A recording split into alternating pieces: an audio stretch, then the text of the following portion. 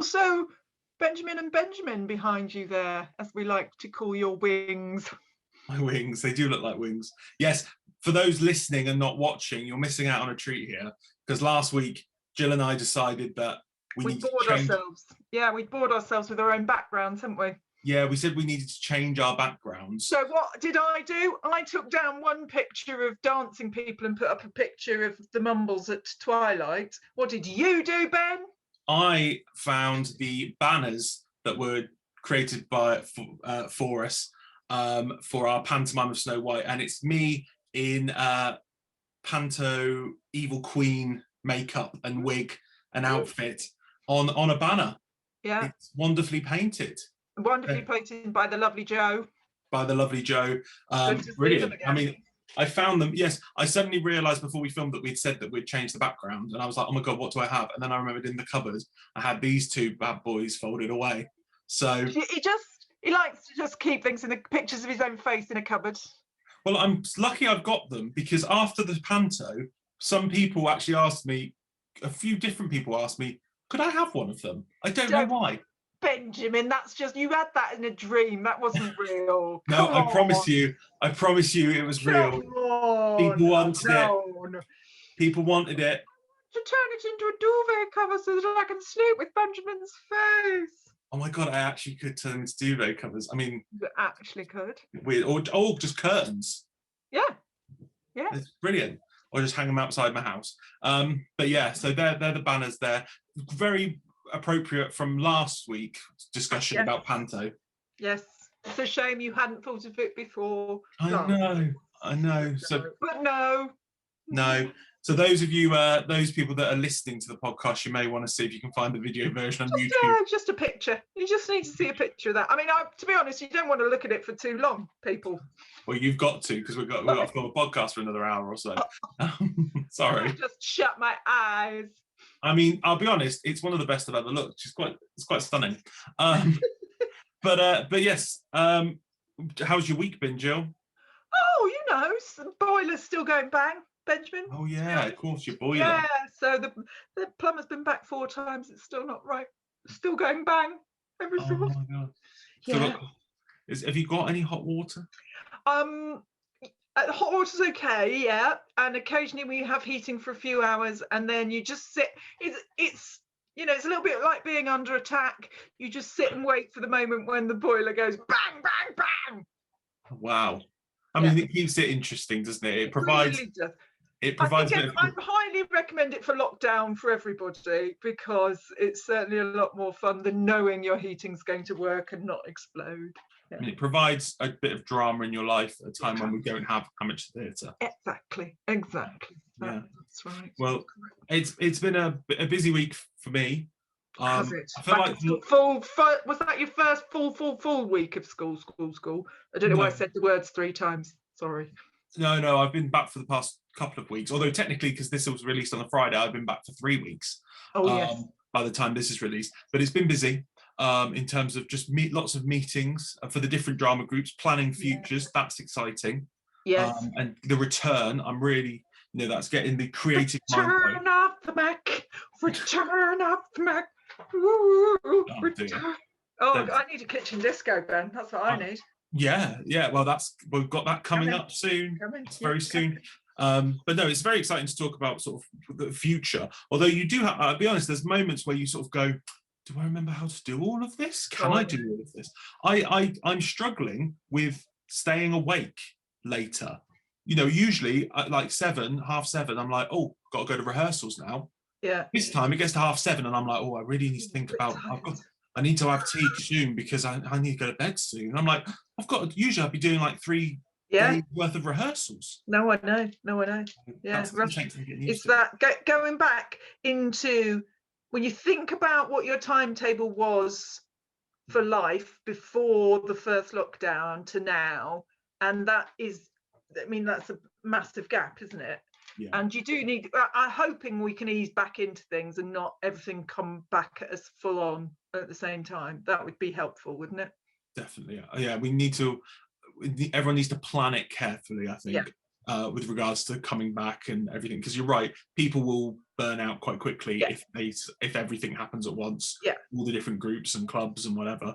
And also, you don't want to plan something too early and too soon and end up not being able to do it, and because that's awkward again to have to postpone and cancel.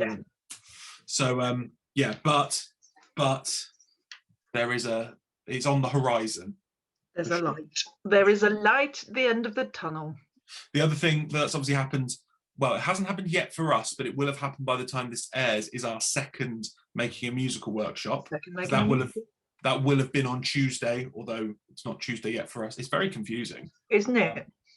But so that's going to be fun. I've been planning that today, Jill. Excellent. I'm excited. I'm not going to give it away because I know that you want to enjoy it. Yeah, I want to enjoy it. But yeah, lots of very exciting things, looking at direction, choreography, design. It's really cool. Some great activities. It's going to be a lot of fun. Excellent. So I'm excited to be doing that as well. Very good. Very good. Should we oh, go on. I was going to say highlight of the week, Tuesday night, Making a Musical. I can't wait. It's something to look forward to for sure. Brilliant. But I think it's that time, Jill. I think jingle time. Is it jingle? Jingle time, all the way. Where I play the proper one, and then you play. You make a fool of myself. Yeah. Okay. You did say you were going to do a different version this week. Oh, did I? You did. I'm sure you said I'm going to mix it up next week. Okay, all right. Oh, well, okay. Let me see if I can. But then, I mean, I don't know. I hadn't remembered that until that exact second. So go for it. I mean, Kay last week did like your original, so it's up to you. But it's time to talk about our topic of the week. Topic of the week. Topic of the week.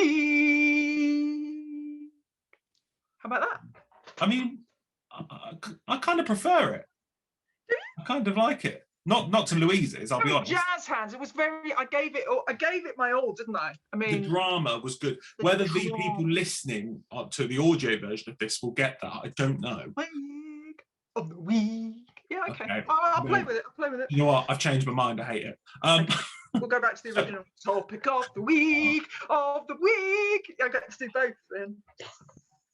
So our topic of the week this week, we are talking about drama schools and professional training, and that is something that's very exciting because I know that a lot of people who we work with, especially younger people that we work with our various groups, often they not all of them, obviously, some of them it's their hobby, but some do aspire to be professional actors or technicians. It's not just obviously acting.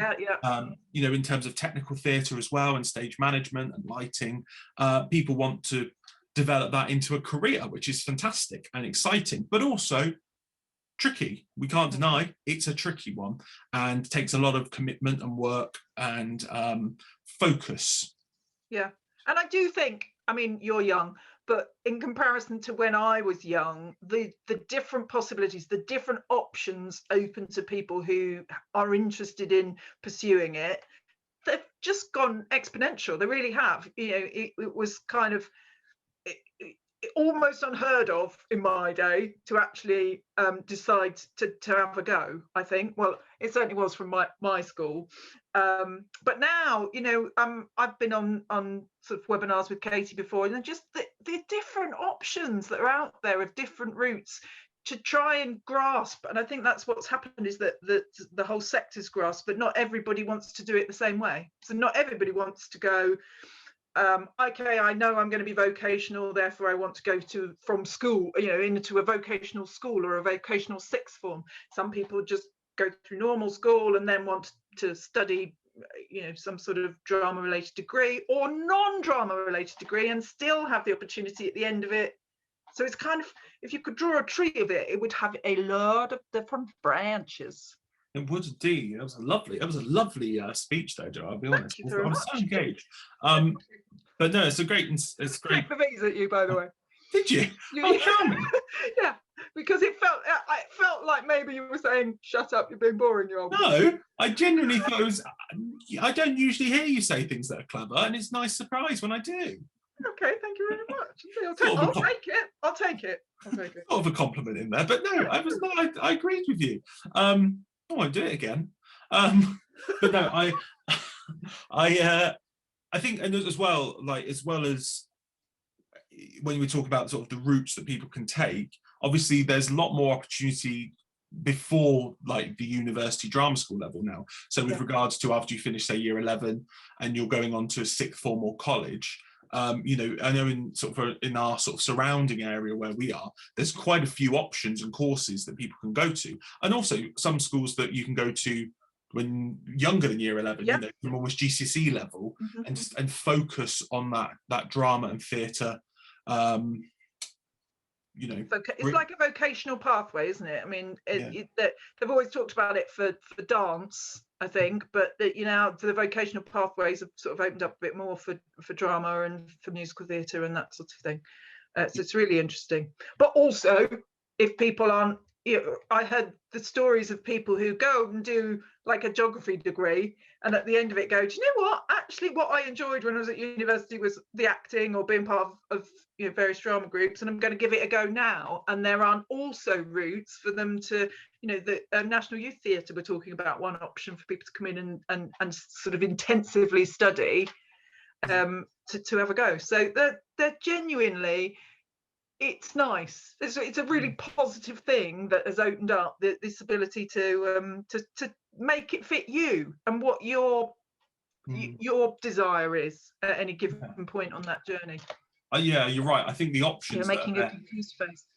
Oh no, I wasn't. I was agreeing. Again, I was agreeing. Maybe you don't often see me agree. I don't see it enough. Obviously, I'm confusing your agreeing face with your I'm quite cross with you, angry face that time. Are you sure you're looking at my face and not the faces of drag queen behind? Yes, maybe it's the wings that are putting me off. The wings. But no, what you're saying about, you know, having depending on what suits you and what you want your route to be, I think that's important. And you know, you shouldn't ever. So for example, I studied drama at university. I didn't go to drama school, mainly because I knew I wanted to be a drama teacher, and I just felt that university was the right option for me, and the way the course was structured, it was the right option for me. And sometimes people don't think about the university course. I think, you know, when people want to be actors, I mean, I've got friends who are on that course with me who are now actors and who are performing and have, you know, agents and everything. So it's not like that's that route. If you go the university route, suddenly everything's closed off, which I think some people don't appreciate. They just assume they have to go to those drama schools, which, you know, yes, might make it easier, but it doesn't close it all off. And no, you know, definitely not. And also, like, my course that I did wasn't actually just drama. It was called Performing Arts, Film, TV and Stage. So not only did we do, you know, like acting, singing and dancing, we also looked at acting for film, how you create film. So we had to, you know. Is that where you learned? Is that where you kind of got so good at editing and the like? Yeah, exactly. That's how it was. You know, I used to edit things on like little bits and pieces on like Movie Maker, which was, you know, very basic stuff if I needed to. But now, and the reason we can do stuff like this and, you know, make it look all right is because I was, you know, I have a degree in it and editing was part of it. And as you know, my dissertation film was, well, my dissertation was a film. Oh, we're in it. So was Luke, who's going to be one of our guests in a bit. We were in it. Yeah, you're in it. So we like to think that we helped you get your degree. That's what we like to think. It's because of you. Yeah. No, but that was good. That was good fun, and that was, you know, that option was there for me. You know, some of my friends did performances, some of us did film, because that's what we learned, and that was quite nice because the industry is evolving. And actually, I think if you want to be an actor, you probably should know how to do TV, film, stage. Oh my God! I mean, in the last year, it would appear that they've all had to become everything, haven't they, in their own homes? Exactly. You know, and they've all been editing themselves and everything. So those skills are useful, but it's definitely about finding, if you're going on, the right course for you, and not necessarily limiting it to what you've heard your friends have gone to or what you've heard others in your area have gone to. Yeah. Actually investigating yourself, putting in that work, going to the open days, hopefully, well, when they come back, open days, going to the open days and actually doing that research yourself to find what's best for you. Yeah, absolutely. And we've got some links we can pop in underneath on the Facebook page if it's helpful for anyone to start doing that research. We can stick a few links in there to accredited drama schools and things like that if people want to look at them. So we're providing a service here, Jill. I mean, literally, to our listeners, we are probably about the 24th, but let's call it the 4th emergency service, or 5th. I never know what the numbers are. Emergency services. Yeah. Yes, we are. And I've just thought, Jill, if we were to run our own business like that, or we were to run our own drama school, this would be the shield. My face. Where is she? There she is. My 100%, face. Yes. Yeah, absolutely. Yeah, because let's be honest, I don't want my face right up behind me. It's bad enough that it has to be here, let alone having it again. But also, how could you compete with that? I mean, literally not. Literally. But I think it might be time to welcome our two special guests this time. Oh, Benjamin, with these guests, you are really spoiling us. Yes, we are spoiling you, all our audiences. We've got two very special guests today joining us, who we have worked with before in various productions, and have both gone on to drama school and both gone on to study. Actually, what will be interesting to you is they're both technically, or they were, at the same drama school, but studying two different courses. Oh, okay, interesting. One on musical theatre, one on acting. So it'll be interesting to see what the different sort of feel is. So you know, I've got my killer question lined up for them. Do you want to hear it before they join? Go on then, quickly. Yeah. Is it like being in Fame? Yeah. So the serious in-depth ones. Right. I know that's what people would have wanted me to ask. Absolutely. But please, ladies and gentlemen, put your hands together for our two special guests, Luke Wetherill and Nathan Shaw.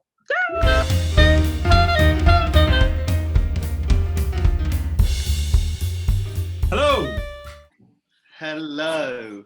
Hello, Luke. Hello, Nathan. How are you? I'm good, thank you. I'm very good, thank you. How are you? I'm not bad. Nathan, how are you? I'm all right. I'm living the lockdown dream. You in Guildford as well then, Nathan? Because he's in Guildford. I'm not. I'm back at home now. I'm graduated. So He's left me. I know. I left him all alone.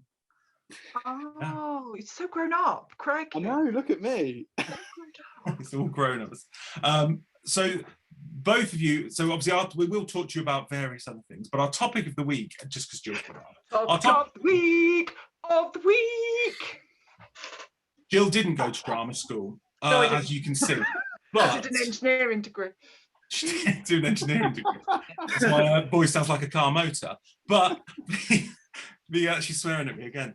But because Jill brought it up, our topic of the week is about like drama schools. You both went to the same drama school, but did different courses. So Nathan, tell us about where you both went to drama school, or where Luke currently goes to drama school. So I went, and Luke currently goes, to Performance Preparation Academy, or PPA, or as it's more normally known, in Guildford. So in Guildford, in Surrey, and yeah, that's where we went. So I did the musical theatre course, the 3-year musical theatre diploma.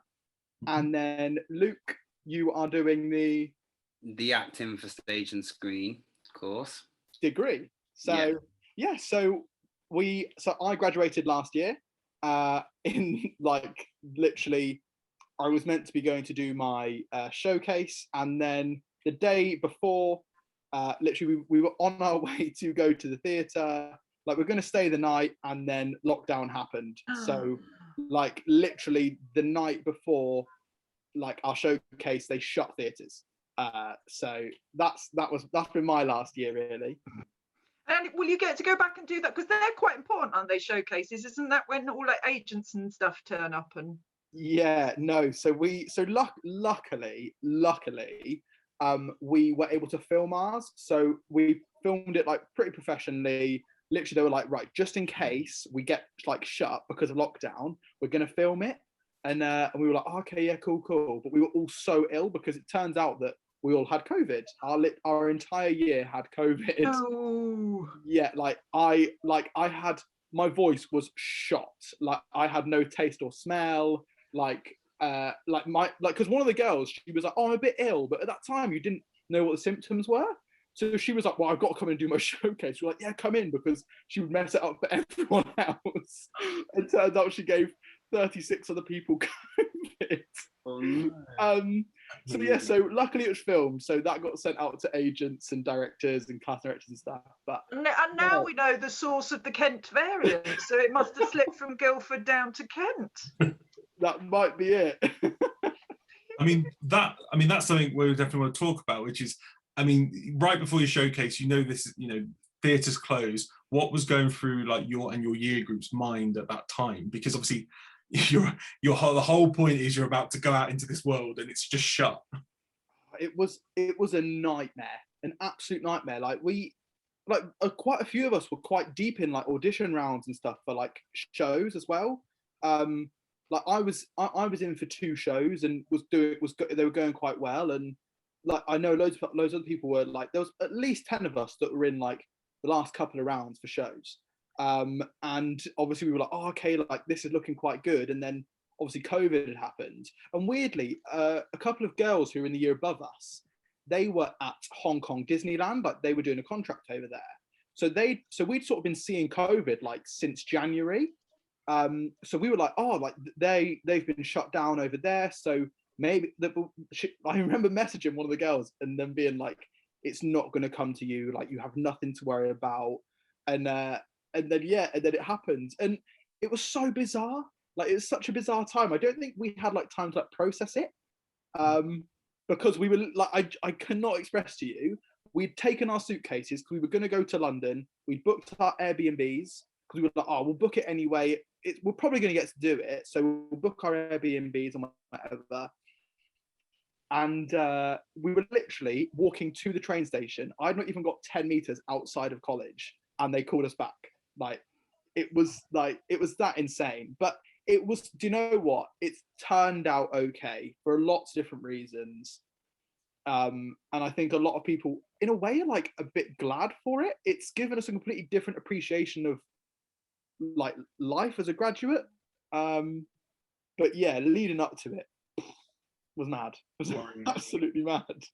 Yeah. So Luke, did you have to go home? Did you get sent home last year then? Yeah. So as soon as it all kicked off, I went back home, and just never returned until like September. So which was crazy because we was expecting to go home, and we were told like, I think it was like there was 2 weeks of the term left, and we were told like, go home. We're gonna sit out these 2 weeks, and hopefully then we'll reconvene. And we just never did, unfortunately. Yeah. But yeah, no, I didn't have it as bad as poor Nathan did. But you have obviously had to do then some lessons online, or especially towards the end of your last year. How was it doing sort of drama school lessons online? It's not the same. It's not the same as there's nothing like being in the room, and because drama school's such a busy like schedule. You're like in for like 8 hours a day, and to have that then put online, it was tough. It was tough. Please, Luke, please, Nathan. Is it like Fame? Is it though? Shall I answer this one? God, I think it's more. That's more. It's more musical theatre, isn't it? Yeah. Surprisingly, yes. You'd be very surprised at the parallels. It's like people just run down the corridors with the cellos on their back, and then they do singing in the cafeteria. Yeah, that has happened. I've seen that happen.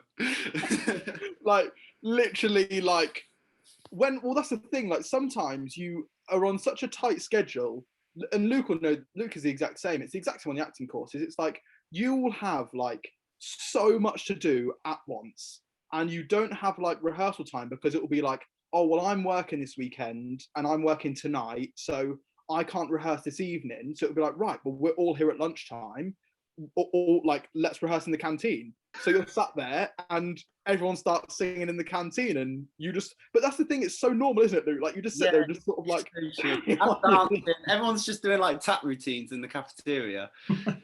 You're just dodging them. See, my drama studio at my school is like, I go out of it and it leads into the canteen. So when I sing, I get weird looks. I'm like coming out of break going, da, da, da, da, da, and they're like, he's strange. And I'm like, shush, you're year 7, go away. But never mind. I am now really happy, actually. If we can stop the podcast now, Ben, because that's all I wanted to know, and I'm happy with the answer.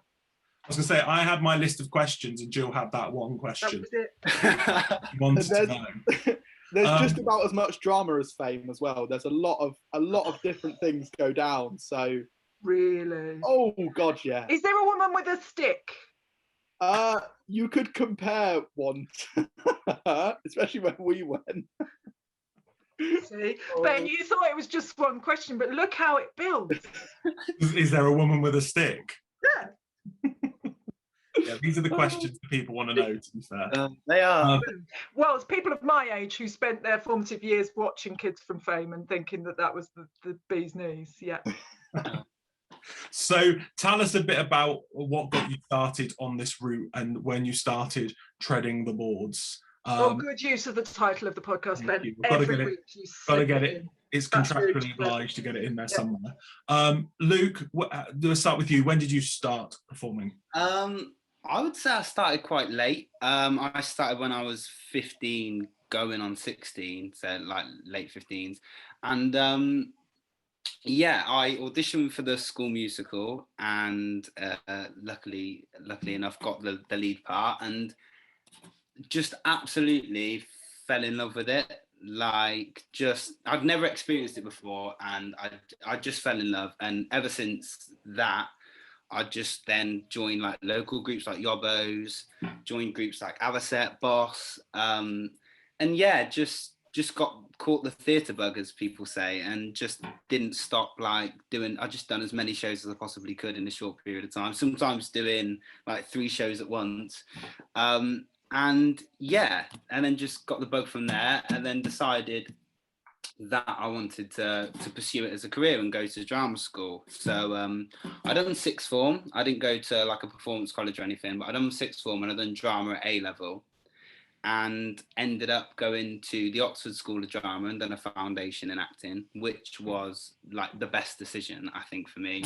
It's exactly what I needed to do a foundation. Then I had a year out, and then I auditioned for drama school and was encouraged by Nathan Shaw to end up going to PPA. There you go. Lovely route. And obviously, yeah, nice. Because I'd forgotten. I did know about your year in Oxford, but I'd completely forgotten about it. So yeah, that is different. Yeah, it's did you find that like the year doing Oxford sort of helped prepare you for that next step then? Yeah, this is a massive one for me, because I sort of came out of the foundation feeling a bit like I wasn't getting it.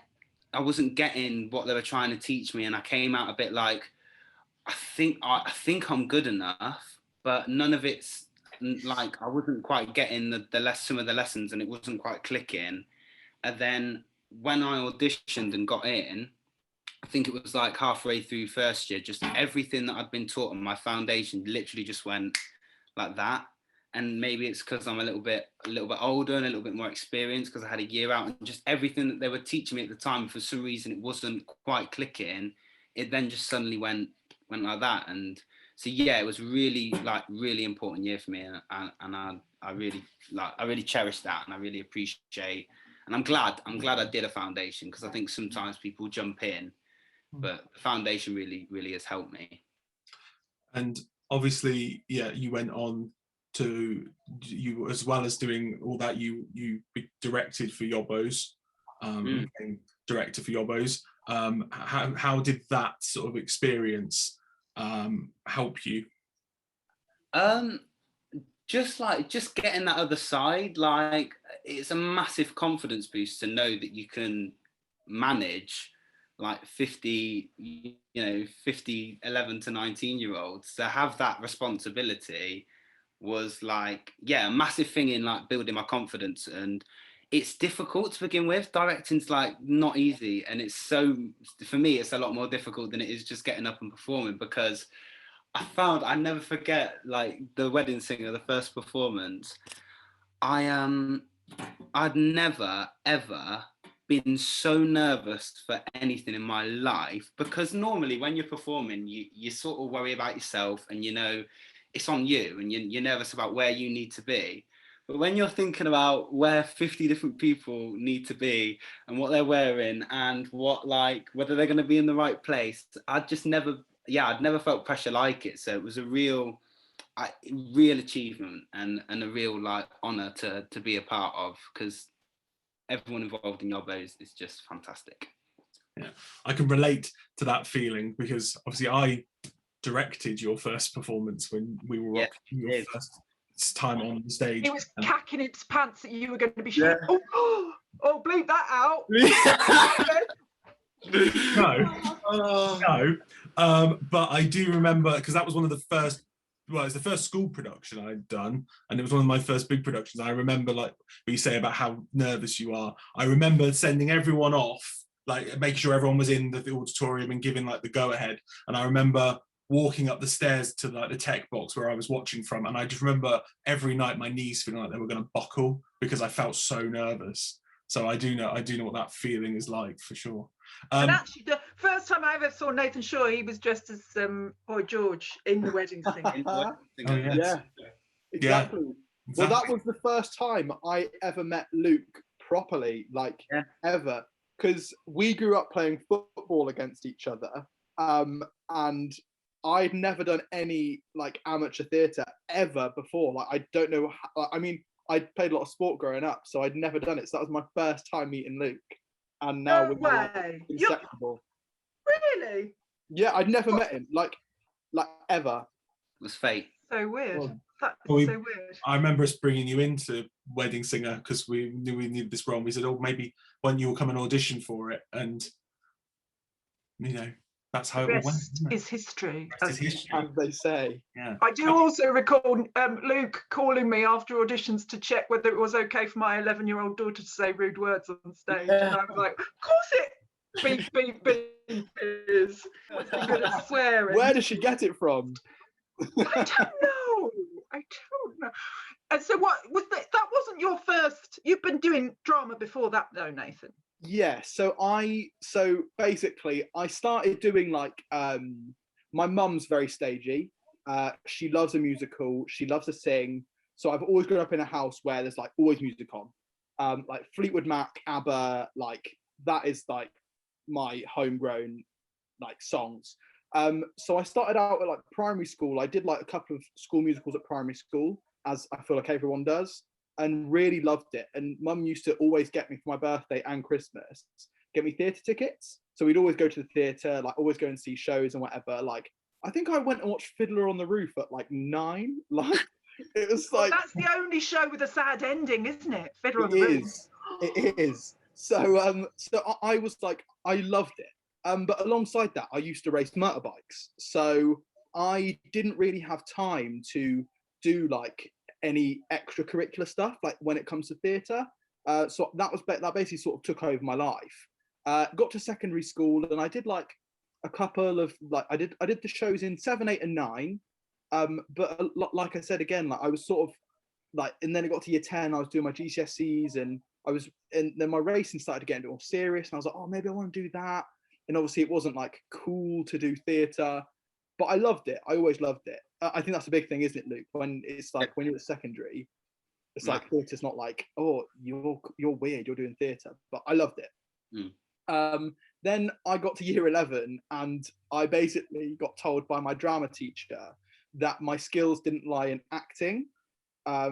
She said that she thought that I should go and do A-levels instead of doing a BTEC because she didn't think my skills lied with acting. She said she thought I would be a good like sort of director.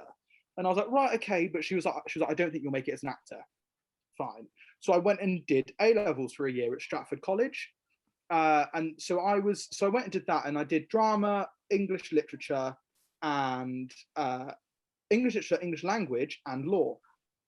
And I loved the drama and the English literature because it was literally all plays. Like I was literally doing plays all the time. Hated English language, and I hated law because I thought I wanted to be a lawyer. God knows why. I have no idea why. So it got to like Christmas, and I had a massive like brainwave, and my brainwave was watching The Dumping Ground. So I was watching a Tracy Beaker episode, and I sat there and I was like, I don't want to do this anymore. Why am I doing this?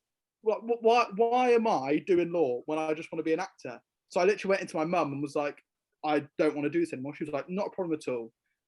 So I auditioned for the National Youth Theatre of Great Britain, and I auditioned for the musical theatre course at Stratford, and I got into both. So I did the National Youth Theatre in the summer of 2015, and that was amazing. It was like a 2-week intensive like summer course, which I'd recommend any young person go and audition for it, because you will have the best time. You can do it from 14 years old all the way up until you're 25. So, but it's like there's like a junior course and a senior course, and it was amazing. Just being there with like-minded kids, and not like sort of being there with people that were in the same boat as me, and like being around boys that had done theatre. That was a really big thing. Was like seeing boys that were like normal lads who were like into football, into like any like just like I suppose like boy things, doing theatre. It was so big for me. And then so then I went to my musical theatre course, and and then met Luke doing Yobbos, so that was that, and absolutely loved it. Did the Wedding Singer first, and then I went to PPA, so got a scholarship at PPA, and then ended up going there, and literally then the rest is history. Now I suppose I'm a graduate. Fantastic. So tell us a bit about the audition process for drama school then, because I know that that's what worries a lot of young people who want to go into it. They're not quite sure what to expect. Obviously, it might be quite a different experience for both of you because you're on 2 different courses, which is good. Let's hear both sides. So Luke, tell us what sort of the audition process was for you for an acting course. Well, I would say auditioning for drama school is as tough as it gets. Like it is intense, and it is scary, and I think it's a really nervous experience to have to like do. However, for me, if I had to give any advice to anyone when auditioning for drama school, I think there's a big like stigma around being unique and trying to be different. But what makes you different is the fact that you're you and no one else is you. So just go in and be yourself. And I would say auditioning the drama school as well as auditioning for them is important, because you could get into like the most prestigious drama school, but it still not be right for you, and you're committed to that place for 3 whole years. So yeah, just like going in and being open and investigating yourself, whether this is the place that you want to be at for 3 years. And yeah, I think audition's weird because there's so many aspects to it. There's picking your pieces, which is difficult. There's like knowing what to say or how to behave. It's all that pressure. But for me, I would advise to pick pieces that are that you could play, that you could see yourself like in at that moment, that you can relate to.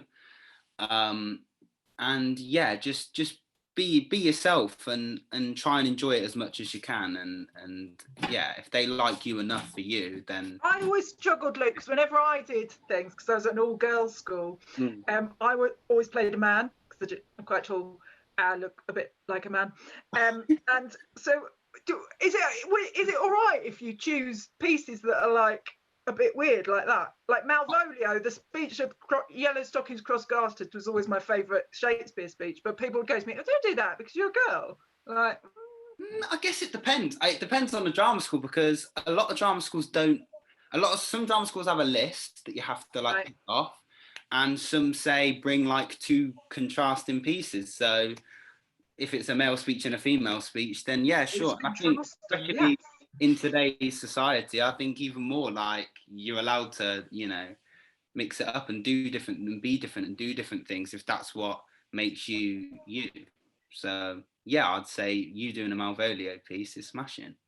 Yeah, actually, what's a face from Fleabag went on to do it, didn't she? I think one of them was or one of those actresses has done Malvolio since then in a version. I'll look that up while Nathan's telling us about auditions. I know who you mean. I could picture it because I think it was on when they were streaming from the National Theatre recently, wasn't it? I'm gonna get Nathan to talk. I'll look it up. Nathan, tell us about the process for you then for musical theatre. So yeah, I mean, it's very different. It's not very different, but I feel like your acting audition, like you can fit like quite a bit of an acting audition into a musical theatre audition. Am I right in saying that, Luke? Like, yeah, I'm not like, because basically, like with musical theatre, and this is how it is, sort of as you get further on. Anyway, it's like, and I think Luke will agree with me, is that once you get to doing professional auditions, you realise how much drama school auditions are literally the exact same. Like they're the exact same as like your audition for Book of Mormon on the West End. Like it's like what? So bizarre. But yeah, like the weird thing is I was desperate to go to GSA. Like desperate. I did a summer school there. Like all my favourite performers went to GSA. And I was like, right, I'm going. I'm hell bent on going. And I went and auditioned and I hated it. I actually hated it. I hated the vibe. I hated the audition. I didn't like anything about it. I got in and I turned it down. Like, and it was, and I can't explain to you how much I literally was like, GSA is like my dream school. Like I was like, that like GSA could have done anything and I would have been like, no, I'm going. And I went and auditioned and I hated it. And like literally like Luke said, it's literally, you are auditioning the school.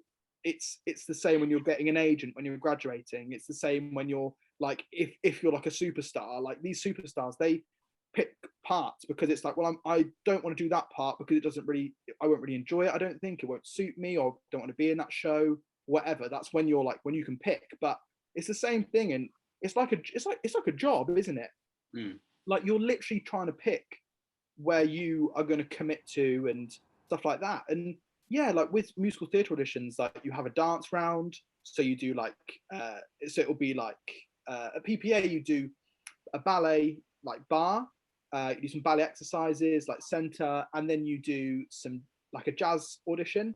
And then you do a singing round as well. So you sing like 2 contrasting songs, usually one that's like pre-1965 and one that's post-1965. But it's probably start being updated soon. And then you do 2 monologues as well. So that's for musical theatre. But obviously it's like more like how you are as like a rounded performer to go in. But quite often they just look at you to be like, okay, are you good at one thing? And are you okay at another thing? And can we work on something else? You don't, just to get into drama school, you don't have to be the finished product. Because if you're the finished product, you'd already be a superstar. Like that's it. And I think that's a lot of people's worries about auditioning, is that you're like, oh, I'm going to get rejected. It's like, yeah, rejection is a huge part of being an actor, and you get it at like any level. You audition for a part and you don't get it. It's like, oh, okay, whatever. But it's how you like bounce back from it and how you take it on board. And if you audition for like 4 years for drama school, go for it, because it makes you hungrier and hungrier and hungrier, and that will show through in your audition. Like, and like Luke said, like drama schools literally want you to just be yourself. Like they don't want anything else at all. They don't want any, like, they don't want you to change your accent. Like they don't want you to like try and put on that you're something else or something more special than you are, because that's the way the industry is nowadays. It's not like the 60s where you need to be like all like spoken in like received pronunciation like the Queen. Like it's just not the way it is anymore. So yeah. That's the way I'd look at it, and that's my advice, is just go in, be yourself. Exactly what Luke said. Like I'm just reiterating what Luke said, but just go in that way and just enjoy it as well. But yeah, I think that's my advice really. And by the way, it was Tamsin Greig. Oh, there you go. But I think you make many good points there, both of you, and actually what you say about rejection, Nathan, I think is something that people can, you're right, that's such a big part of the industry, and learning how to deal with that and grow from it. And actually it's something that perhaps people need to understand, those, obviously, as an amateur theatre podcast, those who are doing it as amateur productions, especially if they're planning to go to drama school, they need to that's part of that process, that learning process, learning how to deal with the rejection of maybe not getting the part you went for, but then thinking, okay, well, how can I make what I do have, whether it be the ensemble or another part, how can I make it the best experience for me, where I'm going to learn and I'm going to see this and that. And, you know, I always think if you can't deal with the rejection, maybe this isn't the right path. Like, you've got to learn. It is a big part of it, isn't it? Yeah. So, and when we've done, you know, the various groups, when we direct and when we do the casting bit, you know, you do send out that cast list with a little kind of lump in your throat, because there have been times when parents have then sent emails and said, why have you done that and why have you done that? And by the time it gets to show, people normally have gone, oh, I can totally see why you cast it, how you've cast it. But there is almost a sharp intake of breath, isn't there, that first night when the cast list goes out and you're like, I think going to have a go at me. I think nearly every show I've done, maybe bar a couple, I've had something like that, where I've had a parent email, or I've had a child upset and quite angry, or drop out or anything like that. It happens quite regularly, and yeah, I think people have to understand, if it's an industry they want to go into, you know, suck it up. And it's not an insult either. It's not like we didn't put in the cast list, we didn't choose you because you're rubbish. Not at all. Just the confidence to audition is so, I admire anybody who wants to audition, because I know how intimidating it is. So actually it's more, well, we talked about it before, how casting can be a variety of things, who they're acting opposite, who, you know, who makes sense, who's had a part previously. It all fits in, doesn't it? Sure. Nathan, I want to ask you, obviously after drama school, as you say, you've graduated now, you actually during a pandemic made your professional debut. With restrictions, indeed. Tell us a little bit about that, and tell us a bit about doing that, but also doing it during a pandemic with restrictions. Crikey. Well, I mean, it was the biggest whirlwind month of my life. To basically put a bit of a backstory behind it.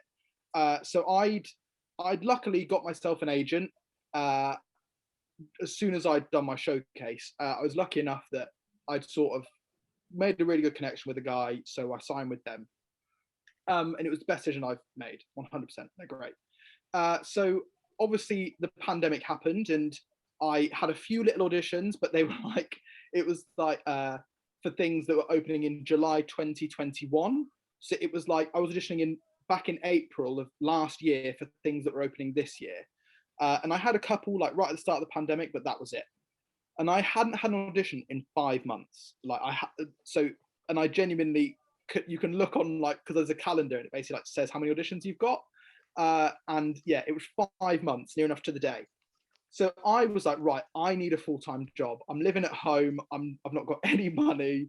This is awful. So luckily I fell on my feet. I got a job working as a debt collector, like working from home debt collector, something that I was completely inexperienced in. Do you have to be like menacing on a Zoom call? Oh my God. So this was the thing. So I did the interview. So for like how much experience you're meant to have, I literally, like the guy in the morning of the interview day, he had like 15 years experience and I had none. And for some reason they like wanted to interview me. I was like, how is this going to be a thing? So did the interview and got the job. I was like, what? Was meant to start the job on this Monday. And I'd filled everything out and this was absolutely fine. On the Friday night, when I was meant to be driving to go and pick up all like the computer and stuff to work from home. And on the Friday night, they emailed me saying, oh, can you come in on Wednesday because we've had some problems with giving out the kit. So I was like, yeah, not a problem at all. They're like, you'll be paid for the first 2 days anyway. Great, perfect. So I go in on the Wednesday, go to pick up my stuff from like Northampton, which is like an hour away. Get there, pick it all up, get it all set up, come back home, and I'm on my first call for like half an hour. This is my first training call. I want it for half an hour. So I'm just going to go back. I've not had an audition in 5 months. This is a full-time 9 to 5, 5 days a week. Not an audition in 5 months. My phone gets 2 emails. I'm like, oh, a bit weird, whatever. We have a toilet break. I check. I have an audition the next day. Great. Probably be in a self-tape. We're in a pandemic. Oh no, it's in person and it's in London the next day. And it was literally like, what? And the show starts, this was the Thursday, the show started rehearsals on the Monday.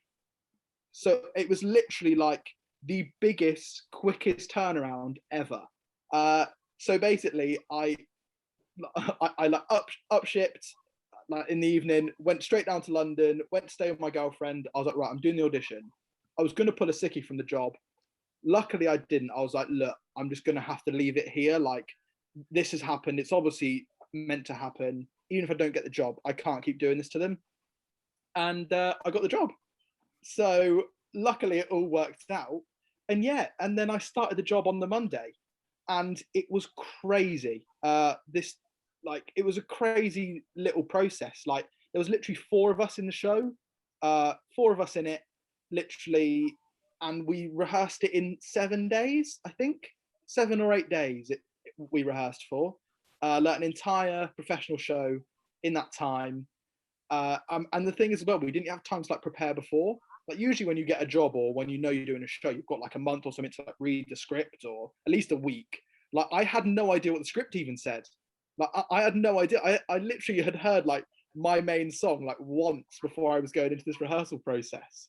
So it was crazy. And yeah, it was mad. Like, we did it for 3.5 weeks, the show, and it was great. We had such a nice time, a really, really good vibe, and it was in a tiny, tiny little venue called the Eagle in London.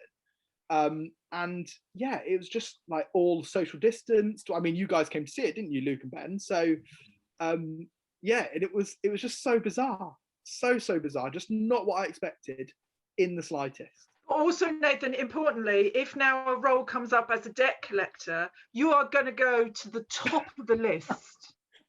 I know all about it. All about it.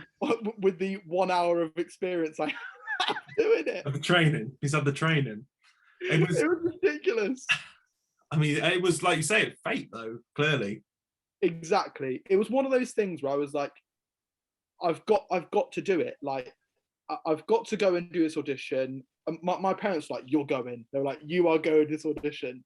And yeah, it was great. It's such a lovely show as well, and really just a really nice one to do as like your first job.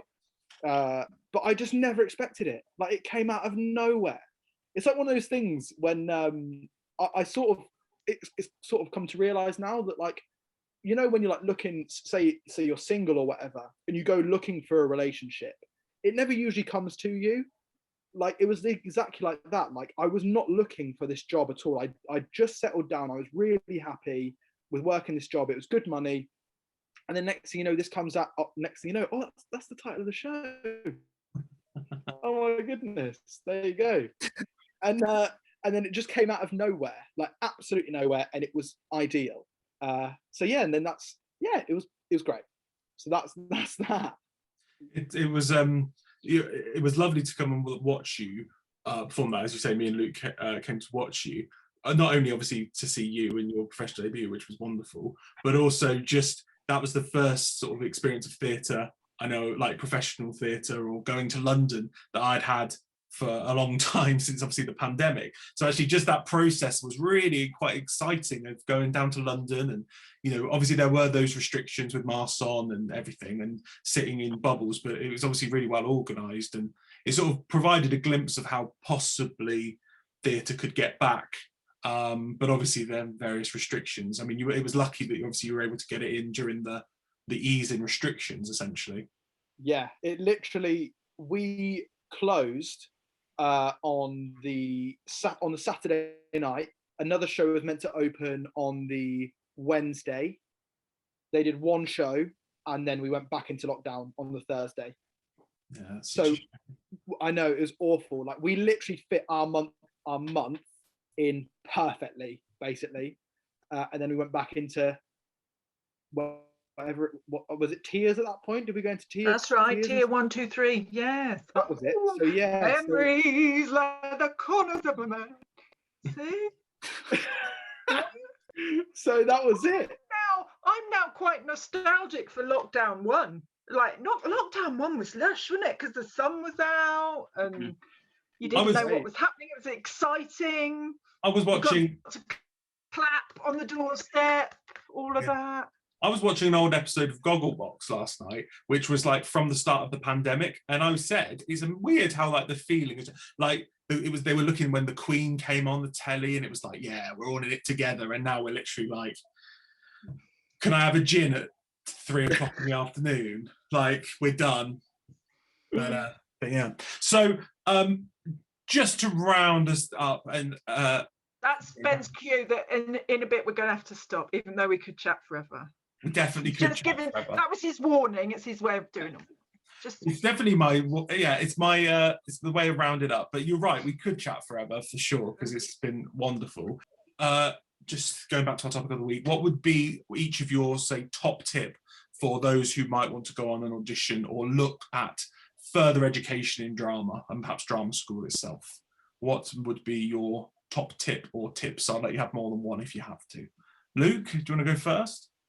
Yeah, my top tip would be going to drama school is like it's a lot and it's a big commitment. So just knowing that it's 100% what you want to do before going into it, and there are people that come out of drama school and do different jobs and stuff, but drama school is about becoming an actor and going into that profession and all the profession of, you know, whatever you want to do, but in the performing industry.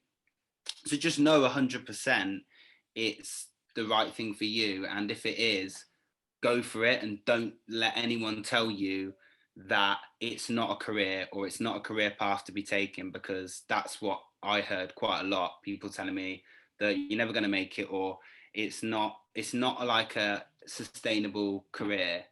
Just ignore all of that, and if it's what you want to do, go for it. Very good, very good. Nathan, what about you? Mine is going back to what I said earlier on, because Luke's is bang on. Like, just it's that thing of being like, oh, it's hard to get a job, it's really unstable. Yeah, but if you love it, do it. You don't live with any regrets, in my opinion. But my advice is literally, if you are going to audition, be yourself. Do not try and be someone else. If you're not a Royal Ballet dancer, don't worry about it. If you're not the best singer in the world, don't worry about it. Like, it doesn't matter. What you have to be is you have to be moldable. You have to be flexible, as in like not physically, because I'm not physically flexible, but you have to be able to do things. Be able to just do everything. Be a sponge. And I can assure you that will get you a lot further in auditions than your talent. And another massive thing is hard work beats talent when talent doesn't work hard. And I live by that. Oh, t-shirt. It's so true. Do you know who said that to me? An ex-Yobos member, Jack Watling, said that to me, and it is so true. And ever since he told me that, I love it. I think it's great, because you get these people who are they've done like ballet class ever since they were 3. Their parents are actors. They're amazing. They've always been good, and they've done like shows as kids and stuff like that. But it doesn't matter if they don't have the want. You've got to have the want to do it. If you want it, you can do it, and the cream will rise. So you will get there no matter what. It's a marathon, not a sprint. Perfect. Can I ask them one thing before we let them go, Ben? Please. Go on. What dream roles? We haven't asked you dream roles. We've got to ask them in case they never want to come back and talk to us again. I hope they will, but I'm sure they will. We'll get them back on at some point. Dream roles, boys. I knew you'd ask this. Did you? Yeah, because I've prepared it. Hey, good boy. Hard work, you say, Nathan. Look, Luke's prepared it. Just I wanted an answer, because normally when people ask me, I'm like, I don't know what my dream role is, because there's so many. But for me, my dream role would be Albert in Warhorse at the National Theatre, specifically. It's got to be at the National. I'd be the horse. I could be the horse for you, Lukey. Yeah. Yeah, I could do horse. Yeah. Do you know what? I want to be the goose. I'm quite wooden. You know, in Warhorse, have you seen Warhorse and they've got the little goose on the scooter? That's the role I want. War goose. Maybe us four could do a virtual Warhorse. Hang on. That's that thing sorted out right there. So if I'm like the front end, Jill's the back. Always the horse's ass. Yeah. Always the horse's ass. That's what I call you. Yeah. But the no, I like the goose. I like the little goose on the scooter. I want to write the sequel, which is War Goose, and his story of how he gets lost. Nice. Maybe like flying south for the winter. Where do they fly for the winter? Where they fly? I don't know. They fly somewhere for the winter. I teach drama. I don't teach geography. Birds. Geography. I don't teach that. Anyway, Nathan. Good one, Nathan. My dream role has to be Chris in Miss Saigon. Yeah, it's been a dream role for a long time now, and that's. Let's do it. I could be the helicopter. No. I'd love to see it. Yeah. Like that. That's good noise, Ben. Do it again. That's quite good, actually. Yeah. That's my skill. It's on the CV. Yeah. It's there. Don't know what I'd want to play in Miss Saigon. Great show though. Love Miss Saigon. Amazing show. It's not performed enough, in my opinion. No. The West End production was fantastic. The recent amazing, wasn't it? Brilliant. Very good. We like that. Thank you, boys. Yes. Thank you so much. It's been really interesting, really insightful. I think lots of people find your experiences and knowledge very, very useful and insightful. And we will definitely, I'm sure, have you back at some point when we get on to season two. Season 2. I mean, I say it to everyone, but we definitely will. That's because by then no one else will talk to us. Because we'll be out of lockdown. This is when we'll be coming. We apparently we're going to get a van. We're going to drive around. Van, yeah. We're going to be like at your house in a van and interview you. That'll be our next thing. But no, thank you so much. And actually, before we go, we can do this. Nathan, you have your own podcast, don't you? I do. Do you want to tell us what that's called so people can listen to your podcast? It is called the Birthday Girls Podcast. There you go. And it is just me and my two mates just chatting absolute waffle, just bringing you a bit of a laugh weekly. We've had a bit of a 2-week hiatus, but we're back this week. And yeah, love it. Thanks for the shout out. That's all right. We don't have a hiatus. I don't know. Has Luke got anything he wants to push? Come on, if you can't let one do it, not the other. I've got absolutely nothing interesting. Got a new book coming out, or no? Okay. Luke, do you want to come to our kitchen disco on the 9th of April? Yeah, you just get to dance. I've got a kitchen disco coming up next week. Is it next week? No. Yeah, sort of. Yeah. Sort of next week. Yeah, that's in Easter. Right, that's wonderful. Good. Smooth. Yeah, I'm looking forward to that, Luke. Yeah. What a segue into the right. Anyway, but no, thank you all for listening. Thank you for joining us, you two, and we will see you next week for some more Treading the Boards. Yes. Dance to the end music, please, boys. Here we go. Dance.